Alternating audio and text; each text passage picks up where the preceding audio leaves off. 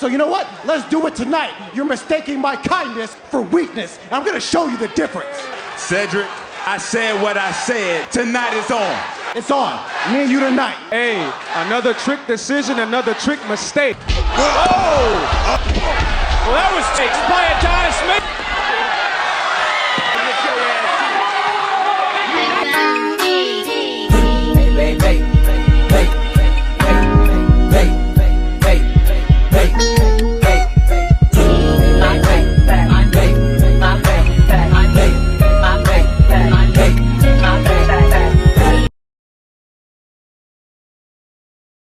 Hey, what's going on YouTube land? This is your boy TJ and welcome to my YouTube channel, Wrestling Nostalgia, where I give my reviews on WWE shows and PLE events. And today, we are going to be reviewing NXT July 23rd, 2024. Before I get into my review, go ahead and get that thumbs up, a like. It helps push my video through the algorithm. And without further ado, let's go ahead and get into my review. So, we opened up the show with Trick coming in, riding his style in his Uber X. And he comes in and he dapping everybody up, and then he goes and he runs into Cedric Alexander, and Cedric Alexander said, look, remember what we talked about, right? He said, yeah, but I gotta do things my way, So he comes out, make his entrance, and he says that he wants to get back his NXT title. This is when Cedric Alexander comes out and he said, look, we have a conversation, and just know that my advice came in good faith. And I understand where you're going through from a person that already won titles. I know where you're coming from. So Trick Williams says that I understand where you're coming from, but I'm just not the same without my championship. So this is when Ashante the Adonis comes out and he says, look here, Cedric, I already done told you. He does not want to hear it. Like, he doesn't want to get it through his thick head. I don't know how many times he got to keep saying it. He want to do stuff his way. So they all are in the ring, and then a whole bunch of banter later. This is when Ashante the Adonis kind of triggered Trick Williams and was like, man, he don't understand, like, he in third place when it comes to us three, So Trick Williams says, look, I ain't never came in third. So yeah, like, it ain't never been that. So this sparked Cedric Alexander's competitive side. And he all like, oh, it sounds like you saying that you better than me. So how about tonight, it be me and you in this ring? So Trick says, look, I ain't never back down from no smoke. So if you want it, let's get it. We can go one-on-one tonight. So it is on. It's going to be Trick Williams versus Cedric Alexander. We're going to see who's going to win in this competition with these two guys. So Ashante the Adonis said, oh, another trick decision, another trick mistake. Haha. So he winds up getting the Trick beat down, and Trick is not having. He wound up beating him outside of the ring. Like an honorable guy of Cedric Alexander's status, he doesn't like try to do no sneak attack. He just basically gets in his face and is one-on-one with him eye to eye. And he's like, look, we gonna do this, They're talking smack back and forth and everything like that. And this is where the segment ends. I don't know what's gonna happen with these two. I actually really love Trick, and I really do love Cedric Alexander. I can't pick between them two. Like, I really want Cedric Alexander to have like a decent run in WWE, but for whatever reason, they just never seen it for him, whether it be ran by Vince or Triple H.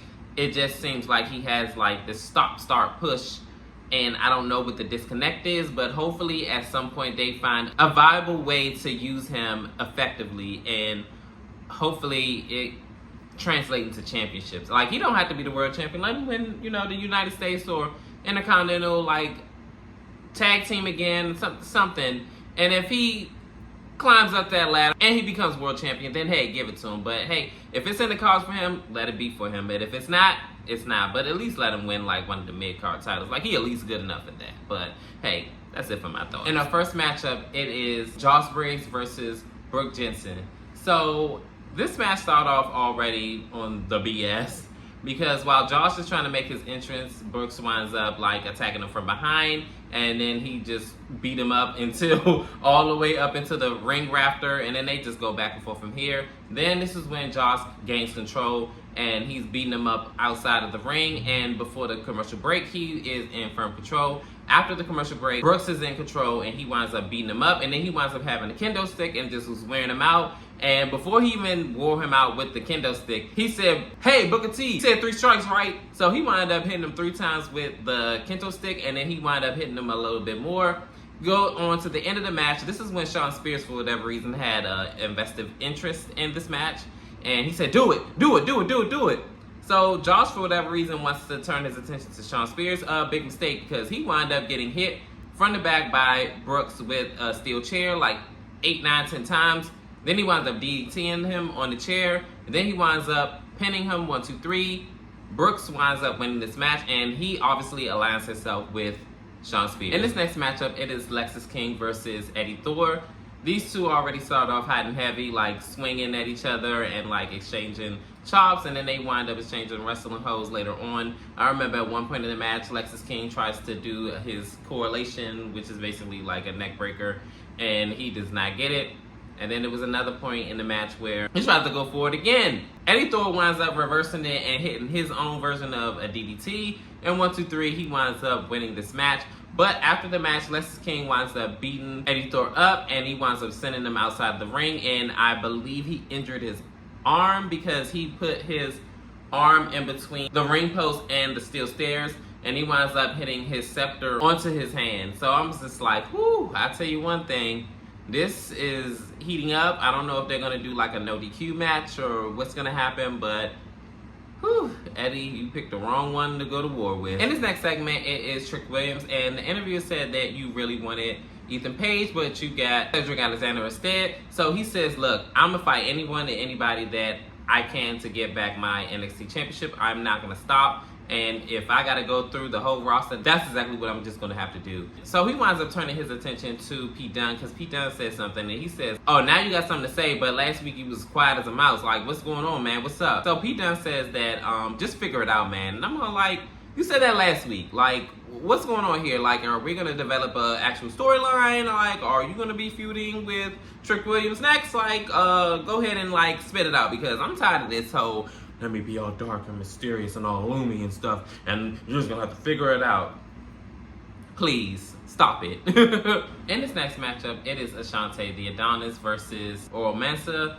Ashante is on his BS, and he, for whatever reason, is just so mesmerized by Jakara, and this ends up getting the best of him because Oral comes outside the ring and starts beating on him. He's beating him inside the ring and then outside the ring. And then for a good majority of this match, Oral Mensa wound up in control up until he wound up trying to do a high flying move that did not pan out. He wound up getting drop kicked outside of the ring. And then this is where Ashante the Adonis wound up in control of the match afterwards, like with a little bit back and forth, but majority of this match belonged to Ashante the Adonis until he wound up going to the top rope. And again, he gets mesmerized by Jakara, and Jakara looks like she is not like rejecting his advances. So towards the end of the match, Oral Mensa wound up getting back in control, and he wound up forearming him in the back, and then he winds up hitting his running spin kick in the corner, and then 1, 2, 3, he wound up winning this match. After the match, this is where Oral Mensa calls out Ethan Page, and he says that, I know that your dumb behind wasn't going to come out here, definitely after I pinned you last week, and if you need a little bit of reminder, here how's it went. 1, 2, 3, 1, 2, 3, 1, 2, 3. And for whatever reason, I guess the crowd wasn't really like getting all that invested into this, but I do like Oral Mensa, and I do feel like he has a great star behind him. We're gonna have to see what's gonna happen with Oral Mensa and if he gets his championship opportunity with Ethan Page. If he does, I'm pretty sure it's gonna be a great match. In this next matchup, it is Ren Sinclair versus Carly Bright. They had a pretty standard back and forth match. They was kind of like chain wrestling and was going back and forth from there.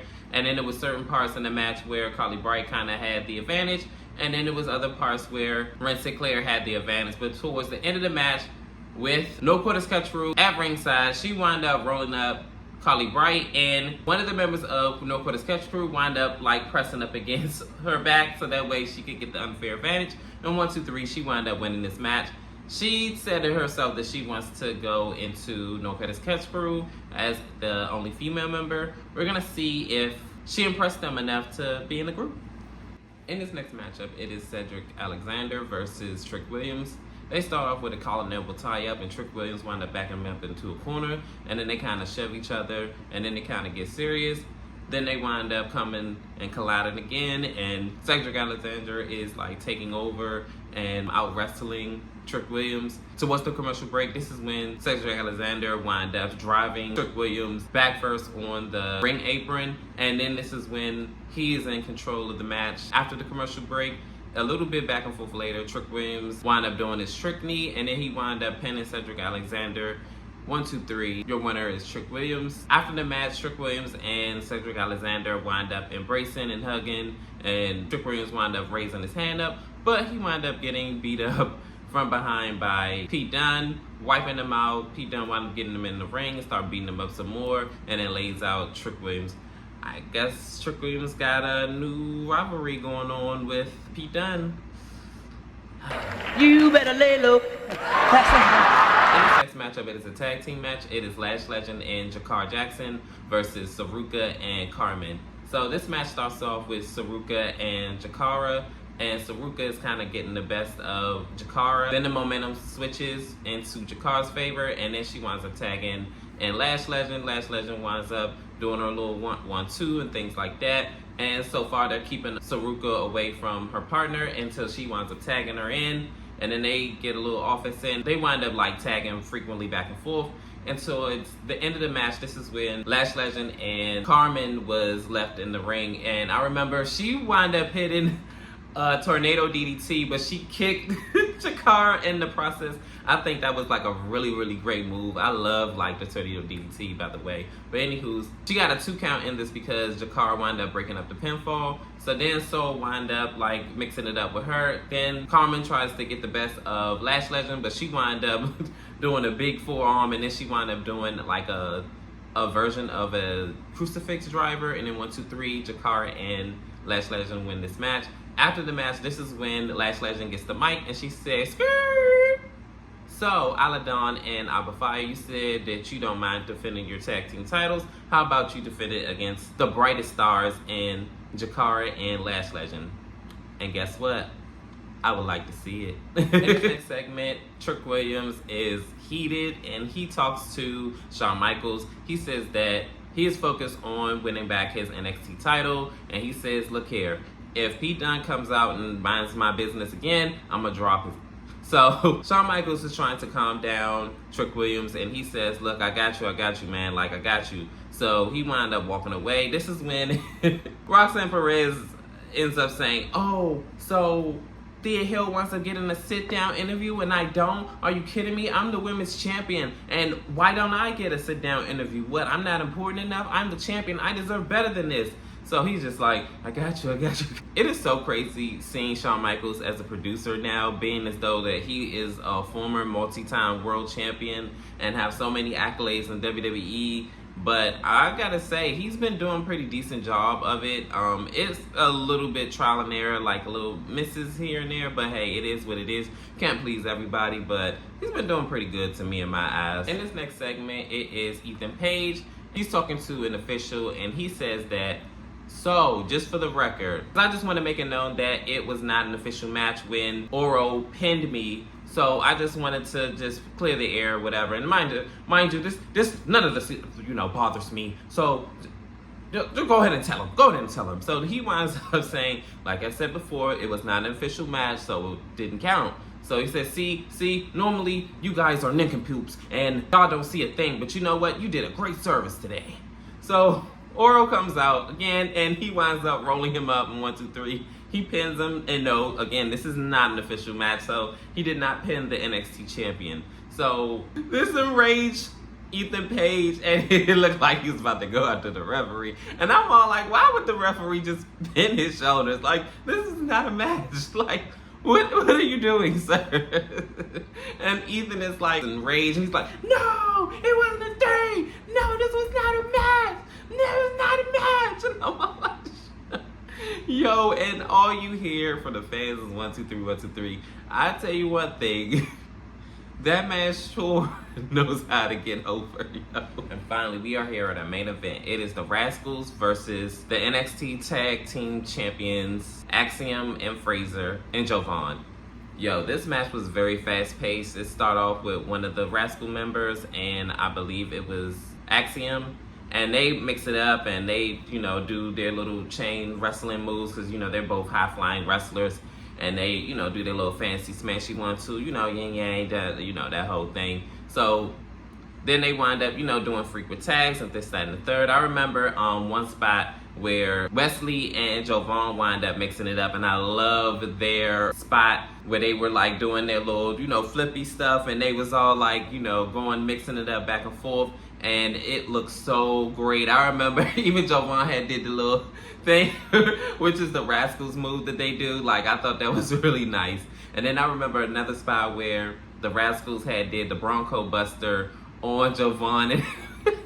Yo, this was so crazy. I'm gonna just go ahead and skip on to the end of the match. This is when it was Axiom and one of the Rascal members, and they are like, everything is breaking down. Like, this match like was really, really great. Wesley and one of the Rascal members wound up doing a double team move. He did like a 450 splash, or no, shooting star press. He wound up doing a shooting star press, and Wesley wound up pushing him into his opponent so he can get the full move, and then he wound up wiping out the rest of his opponents outside the ring, and 1, 2, 3, the Rascals win this match. This was actually like a really, really great match, and then like a show of respect between the opponents in the ring. They wound up like hugging and embracing and like giving each other a handshake. I really love to see this. So after this match, right, so Ethan Page had enough of Oro. He said, look, I had enough of him, and I'm tired of like dealing with this. I'm tired of having to deal with him. I don't care if I got to put my NXT title on the line. Like, make it happen, make it official. So Ava said, oh, what happened? Like, I mean, you know, we're so adamant on just going ahead and like making him disappear or whatever. Like, what's going on? So he said, no, what happened was he keeps minding my business. Look, just go ahead and just make it happen. So she said, look, I'll have the contract ready and everything like that, and you two can sign it next week for it be ready in 2 weeks to mix it up in the ring. So it's going to be official once the pen goes to paper, and it's going to be Oro versus the NXT champion, putting up his championship, aka Ethan Page. So this actually was a pretty decent NXT. Let me know, comment down below. How did you feel about NXT? Was it good? Was it great? Was it bad? Could have been better? Just let me know. And as always, like, share, and subscribe, and peace. TJ, I'm out.